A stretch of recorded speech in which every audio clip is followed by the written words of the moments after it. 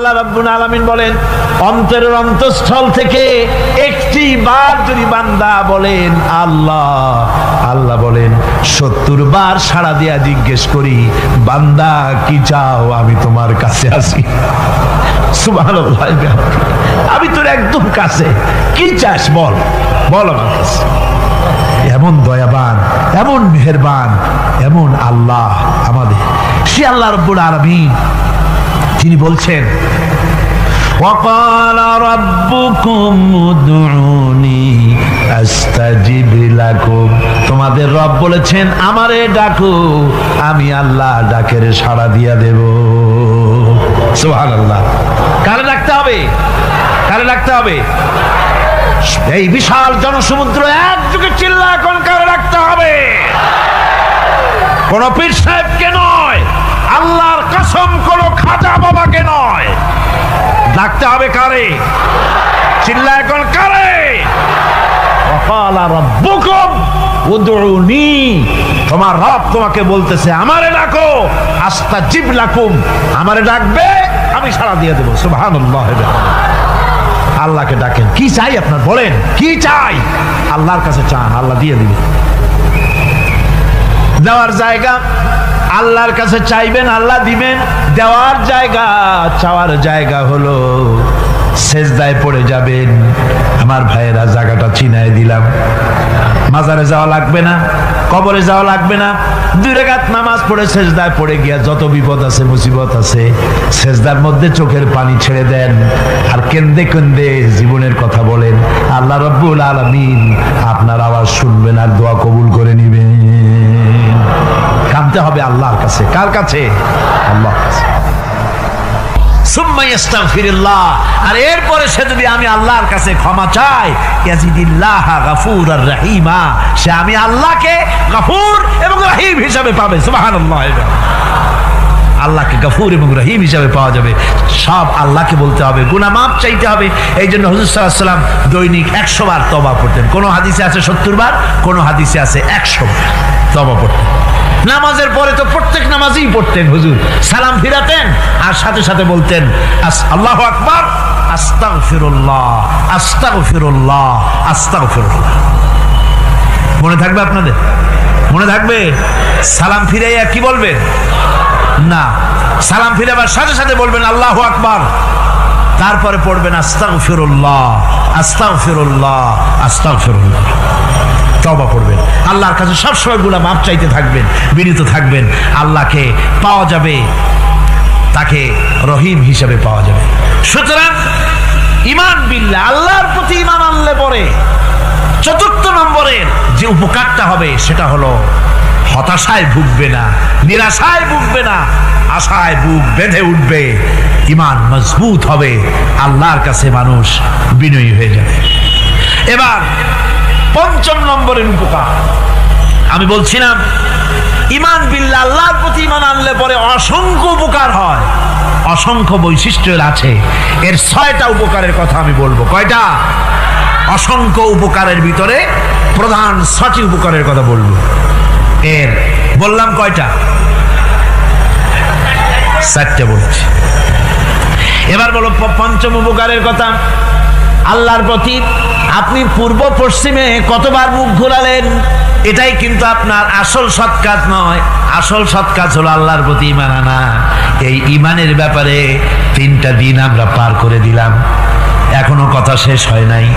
আল্লাহর প্রতি ঈমান আনলে পরে যে উপকারটা হবে 5ম নম্বরে, সেটা হলো কঠোর এবং কঠিন বিপদের ভিতরে বান্দার ভিতরে অবিচলতা এবং ধৈর্যের সৃষ্টি হয়ে যাবে। আলহামদুলিল্লাহ। কঠিন বিপদ মুসিবত আসলে পরে সে অবিচল থাকবে। সারা দুনিয়ার বিপদ আপদ, শত্রুতা, দুঃখ, কষ্ট, মুসিবত, জুলুম, নির্যাতন সব কিছু পাহাড়ের মতো উঁচু হয়ে তাকে ঘিরে ফেলবে, কিন্তু তাকে এক চুলও নাড়াতে পারবে না। আলহামদুলিল্লাহ। সারা পৃথিবী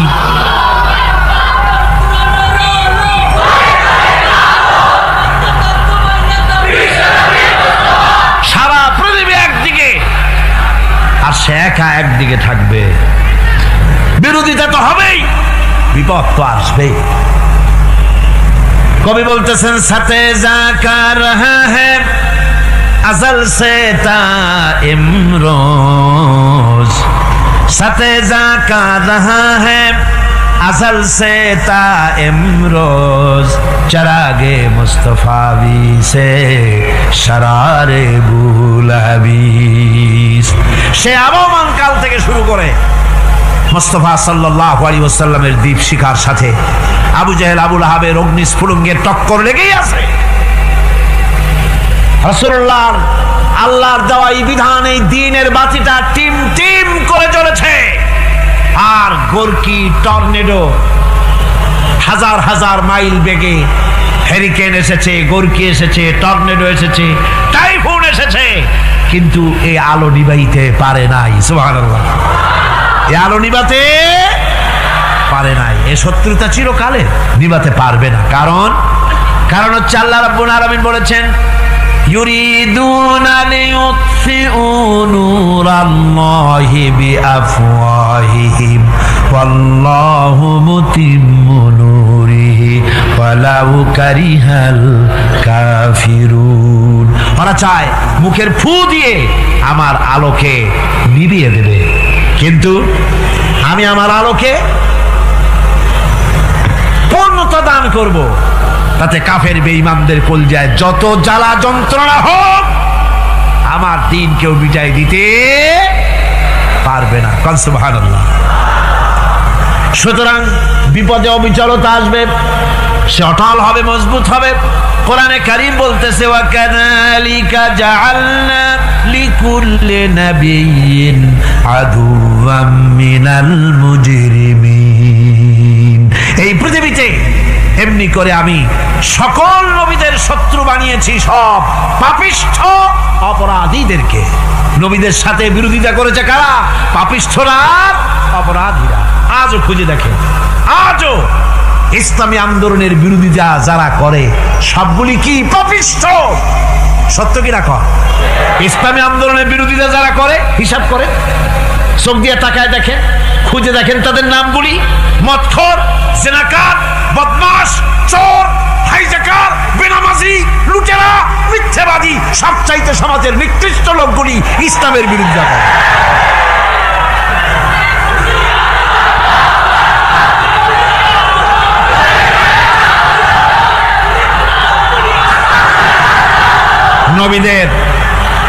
নবীদের শত্রু আল্লাহ বলেন সব যুগে নবীদের সাথে শত্রুতা করেছে পাপিষ্ঠরা। আল্লাহর কথা, কার কথা?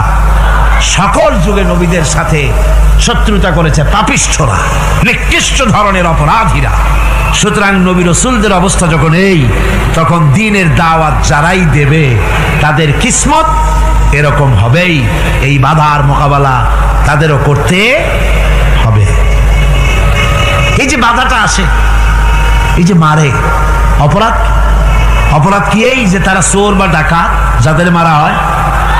আল্লাহ রাব্বুল আলামিন বলেন অপরাধ হলো ওয়ামা নাকামু মিনহুম ইল্লা আইয়ুমিনু বিল্লাহিল আজিজিল হামিদ। অপরাধ হচ্ছে ইমানদার লোকদের উপরে নির্যাতন চালিয়েছে, অন্য কোনো কারণে নয়। কারণ একটাই, তারা আল্লাহর জমিনে আল্লাহর দ্বীন প্রতিষ্ঠা করতে চেয়েছে, আর কোনো অপরাধ না। জমিন আল্লাহর, জমিন কার? এই বিশাল জনসমুদ্র গর্জে উঠুন একযোগে, বলুন জমিন কার? আইন চলবে কার? এখানেই সংঘর্ষ বেঁধেছে আবহমান কাল ধরে। মানুষ অত্যাচারিত হয়েছে, সাহাবায়ে কেরাম অত্যাচারিত হয়েছেন। বুখারী শরীফের হাদিসে এসেছে রাসূল করিম সাল্লাল্লাহু আলাইহি ওয়াসাল্লামের কাছে হযরতে খাব্বাব গিয়ে উপস্থিত হয়েছিলেন। হযরতে খাব্বাব বলেন, হাদিসটা এভাবে লেখা হয়েছে বুখারীতে, ওয়ান খাব্বাব বিন আল-আরিদ রাদিয়াল্লাহু তাআলা আনহু قال شكونا إلى رسول الله صلى الله عليه وسلم وهو متوسد بردة له في ظل الكعبة। রাসূলুল্লাহর কাছে গেলাম, কাবা শরীফের কাছে গিয়া দেখি নবীজি একটা চাদর গায়ে দিয়ে তিনি আরাম ফরমাচ্ছিলেন কাবা শরীফের ছায়ায়। সেখানে গিয়ে বললাম, আলা তাস্তানসিরু লানা আলা তাদউ লানা ইয়া রাসূলুল্লাহ, হে আল্লাহর রাসূল, আপনি কি আমাদের জন্য আল্লাহর কাছে দোয়া চাইবেন না? আপনি কি আল্লাহর কাছে আমাদের জন্য সাহায্য চাইবেন না? আমাদের লোকগুলিকে, মুসলমানগুলিকে মারতে মারতে তো শেষ করে ফেলে দিল। তারা আমাদের সুমাইয়াকে মারলো, আমাদের খাব্বাবকে উটের সাথে পায়ের দড়ি লাগায় টানলো, আমাদের খোবায়েবকে তারা আগুনের উপরে চিৎ করে শোয়ায় রাখলো, না খায় রাখতেছে, মারতেছে। কষ্টে তো শেষ হয়ে গেলাম। হুজুর, আপনি কি আমাদের জন্য দোয়া করবেন না? হাদিস শরীফে এসেছে, নবীজি উঠে বসলেন সোজা হয়ে। নবীজি বলেন, ও আমার সাহাবী, ও খাব্বাব, শোনো, তোমাদের আগে এই পৃথিবীতে যারা দ্বীনের দাওয়াত দিতে এসেছিলেন তাদেরকে সমকালীন রাষ্ট্রশক্তি, সমাজ শক্তি তাদেরকে ধরত। ফায়ু খাজুর রাজুলো, তাদেরকে তারা ধরত। ফায়ুহফারু লাহু ফিল আরদ, আর তার জন্য জমিনের ভিতরে কবর বানাইতো। ওই কবর ফায়ু জালু ফিহা, ওই কবরের ভিতরে তাকে কোমর পর্যন্ত গেড়ে দিত। সুম্মা ইউতা বিল মানশার, এরপরে করাত আনতো। ফায়ুদাউ আলা রাসিহি, এরপরে ওই করাত তার মাথার উপরে রাখতো। ফায়ুজালু নিসফাইন, এরপরে করাত দিয়া চিরে জীবিত মানুষটারে দ্বিখণ্ডিত করে ফেলে দিত। মা ইয়াসুদ্দুহু যালিকা আন দীনিহি, ও আমার খাব্বাব, এত কষ্ট দেওয়ার পরেও সেই যুগের কোন মুসলমানকে, দ্বীনের দায়ীদেরকে আল্লাহর দ্বীন থেকে এক চুলো তারা সরাই দিতে পারে নাই, এক চুলো সরাতে পারে নাই। ওয়াল্লাহি, ও খাব্বাব, আমি আমার আল্লাহর নামে কসম করে বলছি, লা ইউতাম্মান্নাল্লাহু হাযাল আমরা হাত্তা ইয়াসিরা আর-রাকিবু মিন সানা ইলা হাযরামাউত। আমি কসম করে বলি, আল্লাহ রাব্বুল আলামিনের এই সানা থেকে হাজারামাউত পর্যন্ত লোকেরা যাতায়াত করবে, সুন্দরী রমণীরা গমন করবে, সদাগরেরা যাতায়াত করবে, টাকা নিয়া পয়সা নিয়া যাতায়াত করবে। তাদের মনের মধ্যে লুটের ভয়, টাকার ভয়, চুরির ভয়, ডাকাতির ভয়, জেনার ভয়, হত্যার ভয়, ধর্ষণের ভয়, কোনো ভয় থাকবে না। লা ইয়াখাফু ইল্লাল্লাহ, আল্লাহ ছাড়া কোনো ভয় থাকবে না। এমন একটা সমাজ, এমন একটা সময় আসবে। ওয়ালাকিন্নাকুম তাস্তাজিলুন, অথচ খুব তাড়াহুড়ো তোমরা করতেছো। তাড়াহুড়ো করো না, সময় আসবে ইনশাআল্লাহ। আমার ভাইয়েরা, আমার বন্ধুগণ, কঠিন বিপদে অবিচলতা এবং ধৈর্যের দৃষ্টান্ত রেখে গেছেন আম্বিয়া আলাইহিমুস সালাম। সুবহানাল্লাহ। কঠিন বিপদে অবিচলতা, দৃঢ়তা, ধৈর্য কারে বলে, তার দৃষ্টান্ত কারা রেখেছেন? আম্বিয়া আলাইহিমুস সালাম। ওনারাই আমাদের আদর্শ, নবীরাই আদর্শ। সাহাবায়ে কেরাম রিদওয়ানুল্লাহ তাআলা আলাইহিম আজমাইন আমাদের আদর্শ। ভাইরা আমার, মুসা আলাইহিস সালামকে ফেরাউন যখন ঘিরে ফেলে দিল, কোরআনের সব কথা গল্প গুজবার ইতিহাসের জন্য লেখা হয় নাই। কোরআনের মধ্যে যা লেখা হয়েছে সব বান্দাদের উপদেশের জন্য, যাতে করে লোকেরা চিরটা কাল এর থেকে উপদেশ নেওয়া নিজেদের তৈরি করতে পারে। জোরে বলেন সুবহানাল্লাহ। মুসা আলাইহিস সালামের কথা আল্লাহ বলেন, ফেরাউন তাকে ঘিরে ফেলে দিল, পালাবার রাস্তা নাই। ফালাম্মা ترى الجمعان قال أصحاب موسى إنا لمدركون। মুসা আলাইহিস সালামের উম্মতেরা বললেন, হে মুসা, পাকড়াও হয়ে গেছি, পালাবার রাস্তা নাই। তিন দিক থেকে আমাদেরকে ঘেরাও করেছে ফেরাউনের শক্তি। সামনে কি? দরিয়া, আর তিন দিকে কি? ঘেরাও আন্দোলন। পালাবার পথ নেই, পালাবার পথ নাই। সারাশি আক্রমণ, ঘেরাও আন্দোলন। এই যে ঘেরাও টেরাও তো আজকে নতুন নাই, ঘেরাও আসছে অনেক আগের থেকে। আসলে কথা বুঝতে পারছি। মাইক না থাকলে আমি কি করবো কন? আজকে এরকম হচ্ছে কেন? আগামীকাল ঠিক হবে ইনশাআল্লাহ, রাগ করেন না। গান হচ্ছে, বসেন বসেন। শয়তান ঢুকছে মাইকের মধ্যে। অনেক সময় হয় কি, মাইকের হাই পাওয়ারের যে মেশিন আছে, এর ভিতরে ইথার থেকে রেডিওর ওই গানগুলি ওর মধ্যে ঢুকে পড়ে। কথা বুঝতে পেরেছেন? এই জন্য শয়তান তো আর বসে থাকে না, ওরও তো কিছু করার আছে। ধৈর্য ধরেন, ধৈর্য ধরেন। কালকে অপারেটরদেরকে মাওলানা শামসুদ্দিন সাহেবের কাছে অনুরোধ করব, অপারেটর একটু ভালো করে হেদায়েত করে দেবেন মাইকে। আজকে আমার নিজেরও কষ্ট হচ্ছে, আমিও বুঝতে পারছি না যে আমার কথাগুলি কি আওয়াজে বেরোচ্ছে, যার জন্য আমাকে বেশি চিল্লাইতে হচ্ছে। বক্তাকে কি লাউডে তার কথা বেরোচ্ছে তা তার কানে আসতে হয়, তাহলে বোঝা যায় যে আমার কথাগুলি কিভাবে বেরোচ্ছে। এটা এই অবস্থায় সিচুয়েশন আজকে নাই, এবং লোকেরাও মাইকের ব্যাপারে আজকে অভিযোগ করেছে যা বিগত 16 বছরে করে নাই। সেটের ব্যাপারে কোথাও কোনো অসুবিধা হয়েছে?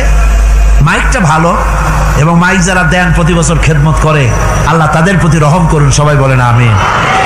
এদেরকে রাগ করে পথে পাই আবার মারধর করেন না। সিলেটের যে তাফসির মাহফিল হয়, বিগত 19 বছর তাফসির করেছি একটানা, এবার 20 বছর পুরো হবে ইনশাআল্লাহ। সিলেটে একটানা 20 বছর তাফসির করতেছি সেখানে। তো মাইক, যে একটা লোক বিনা পয়সায় মাইক দেয়, মাইকের ভাড়া সে নেয় না, তাফসিরে মাহফিলের মাইকের ভাড়া নেয় না। যে বছর এরশাদ সরকার আমাকে প্লেন থেকে নামতে দিল না, আপনাদের মনে আছে? সিলেট থেকে ফিরাই দিল। এই খবরটা মাইকম্যান যখন শুনেছে যে আমাকে নামতে দেয় নাই, ফিরাই দেওয়া হয়েছে, সাথে সাথে স্ট্রোক করেছে, হার্ট ফেল করে দুনিয়া থেকে বিদায় হয়ে গিয়েছে। সিলেটে তাফসির হতে পারবে না এই কথা সে বরদাস্ত করতে পারে না। আমি কেঁদেছি আর দোয়া করেছি, আল্লাহ কোরআনের মহব্বতে লোকটার এই অবস্থা হলো, তোমার জান্নাত তুমি দয়া করে তাকে দান করে দিও। কাজে কোনো ব্যবসায়ী চায় না যে তার ব্যবসাটা খারাপ হোক, লোকেরা মন্দ বলুক। এ মাইকের ব্যাপারে আপনারা আজকে রাগারাগ করেন না, যা হয়েছে কালকে ভালো হবে ইনশাআল্লাহ। সবাই বলেন ইনশাআল্লাহ। এখন চলেন আমরা ফেরাউনের অবস্থা দেখি গিয়া কি করতেছে ফেরাউন। মুসা আলাইহিস সালামকে ঘেরাও করে ফেলেছে, পালাবার উপায় নাই। একদিকে দরিয়া, 3 দিকে ফেরাউনের শক্তি। এই যে ঘেরাও টেরাও মানে নতুন তো না, ধর্মঘট নতুন না, এ পুরানা জিনিস। এই পৃথিবীতে সর্বপ্রথম ধর্মঘট কিসের উপরে হয়েছে জানেন? এই পৃথিবীর প্রথম ধর্মঘট হয়েছে পেঁয়াজ, রসুন আর ডাইলের উপরে, মুসা আলাইহিস সালামের জামানায়। লান নাসবিরা আলা তুআমিন ওয়াহিদ, আমরা এক রকমের খাদ্য আর খাবো না, আমাদের পেঁয়াজ দেওয়া লাগবে, ডাল দেওয়া লাগবে, রসুন দেওয়া লাগবে। সর্বপ্রথম ধর্মঘট হয় মুসা আলাইহিস সালামের জামানায়, সেখান থেকে শুরু হয়েছে। কিন্তু মশাল মিছিল যে আসলো কই থেকে, এইটা আমি খুঁজে পাইনি। পরে প্রত্যেকটা জিনিসের তো ইতিহাস আছে, আমি খুঁজতে খুঁজতে পেলাম। আমি জানি না এর ইতিহাস মূলে কোথায়, কিন্তু আমি যতদূর খুঁজে পাইছি সেটা হলো মশাল মিছিলের আবিষ্কার হয়েছে লঙ্কায় রাবণের সময়। হনুমানের লেজে আগুন দিয়া তারপরে লঙ্কা কাণ্ড ঘষালো, নামই আছে লঙ্কা কাণ্ড। হনুমানেরা লেজে আগুন দিয়ে রাবণ যে লঙ্কায় মশাল মিছিল করেছিল হনুমানদের দিয়া, ওই হনুমানের ওই সিস্টেমটা এখনো আমাদের দেশে চালু আছে। এইটা আসলে কোন ভদ্রলোকের এই মিছিল হওয়া উচিত না। আগুন নিয়ে কিসের মিছিল? আগুন হলো জাহান্নামের প্রতীক। আগুন কিসের প্রতীক? জাহান্নামের প্রতীক। যদিও আমাদের উপকারে লাগে, কাজে লাগে। সুতরাং আমরা যা করব, প্রত্যেকটা জিনিসের পেছনে সুন্নতে নববীর কোনো না কিছু থাকতে হবে। কথা বুঝতে পেরেছেন? 3 দিক থেকে ঘেরাও হয়ে গেছে, পালাবার কোনো রাস্তা। হযরতে মুসা আলাইহিস সালামের কাছে উম্মতরা বললেন, পালাবার তো কোনো পথ নাই, এখন উপায়টা কি?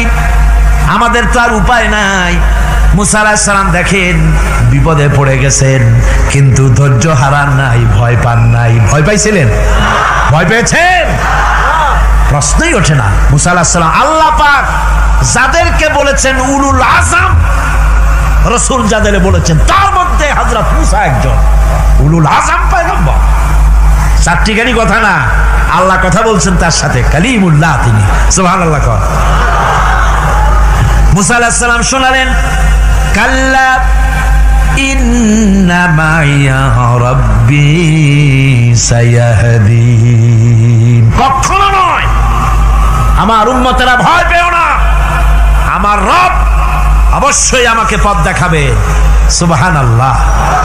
তিন দিক থেকে শত্রু, একদিকে দরিয়া, পালাবার কোন রাস্তা নাই, সেখানে দৃঢ়তার সাথে তিনি বলছেন অবশ্যই।